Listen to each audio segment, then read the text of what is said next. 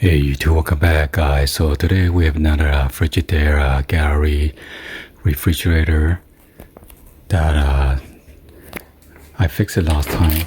But unfortunately this time around there's some ice over there by the ice maker.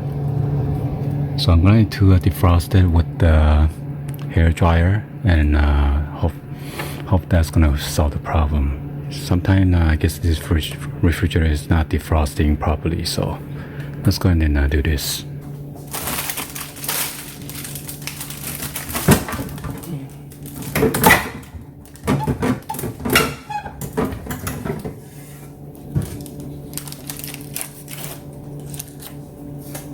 No, I use a hair dryer to melt it down, the ice.